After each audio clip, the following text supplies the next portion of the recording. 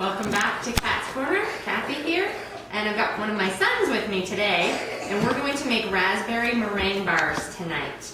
So the ingredients, I'm just going to go over those really quick with you. It's just one box of just classic yellow cake mix. This one has pudding, and I've tried it with both, and it really doesn't matter. The recipe calls for just plain yellow, but the pudding, I have not had trouble with that. You need 2 eggs, some raspberry jam, 1 stick of melted butter. You need 1½ cups of finely chopped either almonds or pecans. We chose almonds, and we chopped those ahead of time with our handy dandy pampered chef, little food chopper that I love. I've had for like 11 years. Fabulous. And then a ½ cup of sugar. So what we do first is we put the package of plain yellow cake mix in, and we dump in the melted butter. Jana, you want to dump that in there?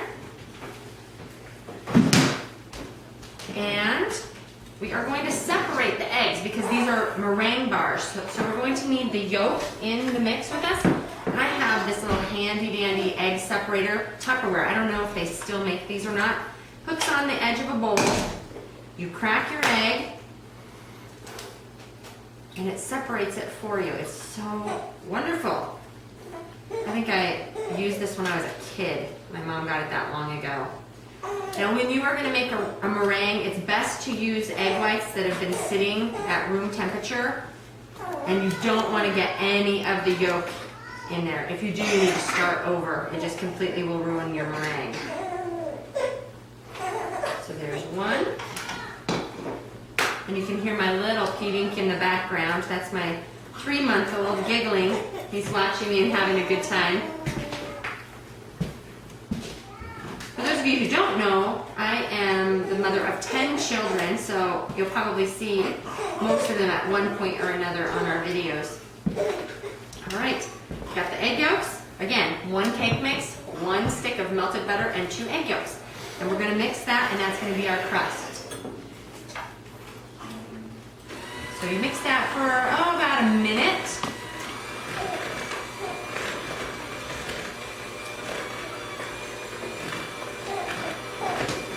Kind of forms a nice, let's show them a little bit crumbly mixture at first. But it starts to get a little bit gooier. It's going to be able to just pat in that pan and make a nice smooth layer. Okay, I think that's good, Daniel. Thank you. So we'll just make sure. That's what it looks like, kind of crumbly. And again, you want to use a metal pan when you're making bar cookies. Glass pans, they make them really hard to remove the bars. They kind of just stick to the pan. Again, it's ungreased. And we're just going to dump that in here. And our oven has been preheated to 350.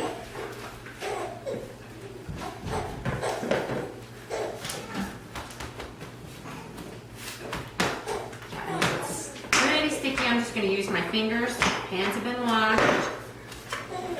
And make a nice little crust here. And this is going to bake for about 15 minutes until it's lightly browned. And then we will come back and we'll add the jam and make our meringue. Okay, we're back. They took 15 minutes, and this is what the base looks like, the crust. Just a nice golden color. And it smells really, really good. We're just going to leave it there for a minute, and we left the oven on still at 350. I transferred the egg whites to a bigger bowl because we're just going to mix them in here.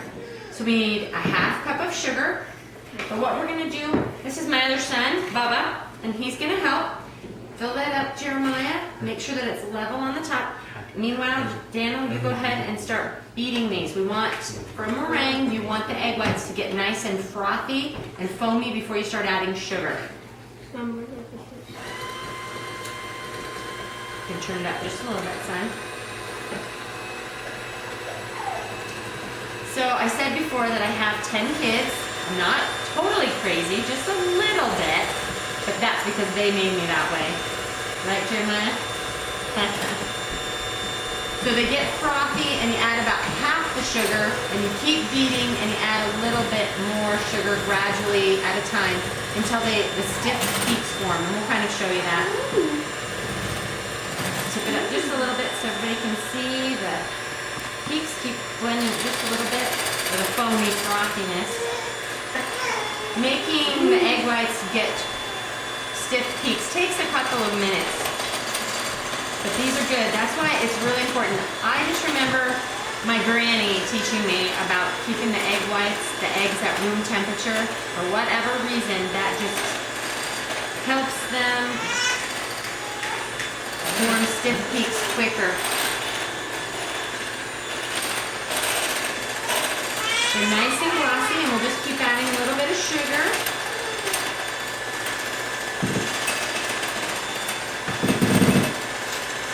It's fine. It's fine. You see how it's changing? Kind of stiffening up. It's got a nice glossy look to it.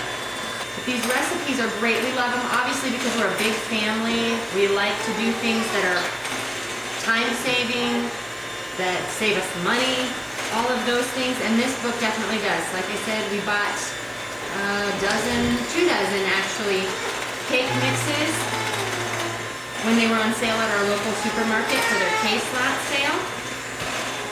And so we're putting them to use. So we're getting really close. But they look fabulous, that great glossiness. Shut it off for just a second and let's see, when he pulls it out, it goes right back down. See, it doesn't hold its shape yet, so they're not quite done. Let's try it again. Probably take us another minute or so. Turn it up to 4 or 5. Jeremiah, can you start measuring? We're going to need 1.5 cups of raspberry jam. You might want to get a spoon out and spoon that. This is a 1/2 cup. We also homeschool, so I always turn cooking into math lessons. How many are we going to need? We still need to go just a couple more. Perfect. We're going to set that down. Actually, you can start here, Jeremiah. So while Daniel is mixing, Jeremiah is going to gently put on 1.5 cups of jam and spread that over the top of the crust. Now, these preserves, I just have to put in a good word for Costco. They sell, it's E.D. Smith, and these huge jars of jam. About $6, I think, for this, but we have a diabetic in our home, and these only have half the calories of the regular preserve. There's, let's see, only 6 grams of carbohydrates in 1 tablespoon, and that is great for a jam. I think I'm going to like this bar a little bit better than the ones we did yesterday. The ones we did yesterday were hard to get out of the pan. They were delicious, but they were a little more difficult. And this crust is nice and solid. Just as I spread this on there, I can tell that it's a nice solid crust. Okay, Deanna, let's show them. See how he pulled up the beaters and they still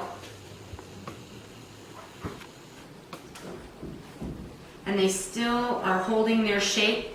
That is a stiff peak. So now what we're going to do, Deanna, you can put that in the sink, is again 1.5 cups of finely chopped nuts. We're going to sprinkle those in and gently fold. Fold just means turn it over gently, gently.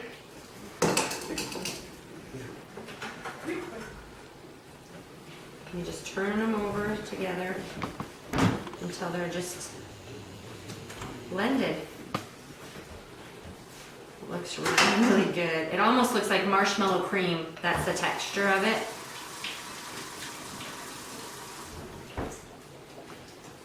Just gently fold it in.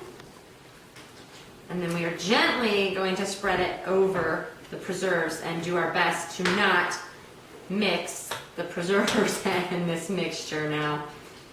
I don't have a special trick for that. I am just going to dump just a little bit. We're going to use this spatula, Jeremiah, because that one has the jam on it. So we want to be able, in a bar cookie like this, to be able to see the different layers that you have. Especially when you cut it up and you put it on a tray, that just gives for a really pretty presentation.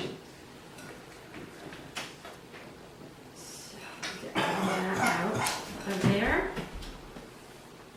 And we will begin to gently, this is still a little bit warm, you don't have to have this completely cool, gently just kind of stretch stretch it out. I'm already getting some raspberry jam mixed in there. But it is definitely the texture of marshmallow cream, which if any of you like it like we do in our house, it is difficult to spread.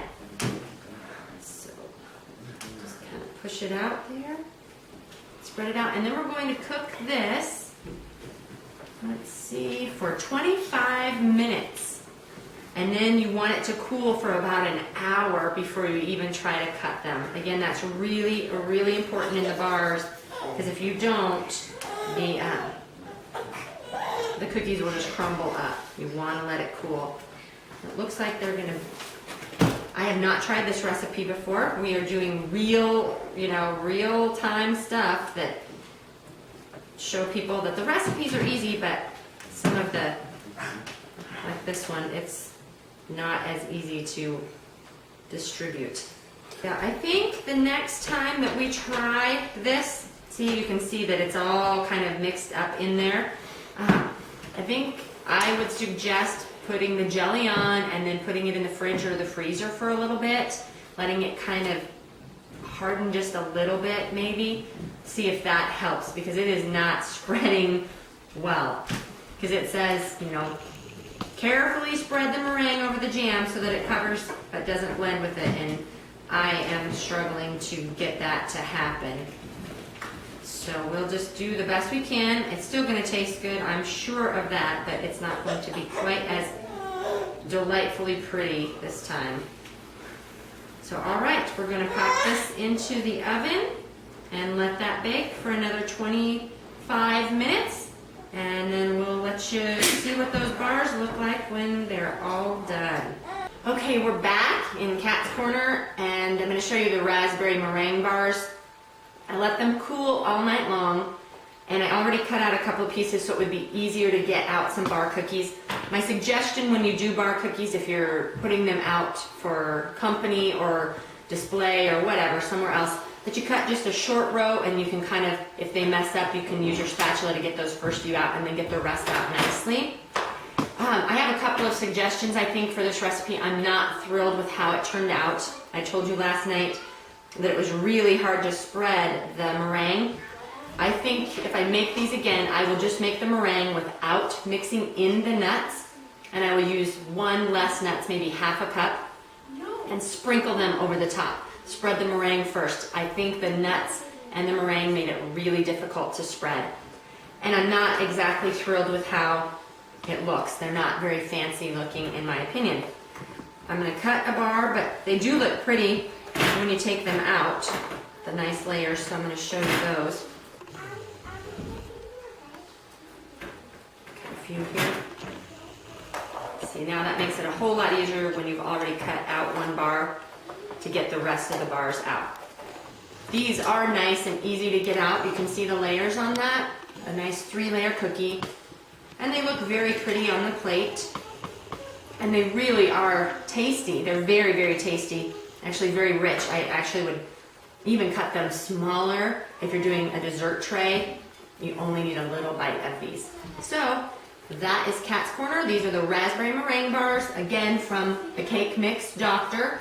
And join us again tomorrow. We're going to try another bar cookie. This one is super simple. I think it has 5 ingredients, and it's like a chocolate chip cookie bar, butterscotch chip cookie bar, whatever kind of chip you want to use.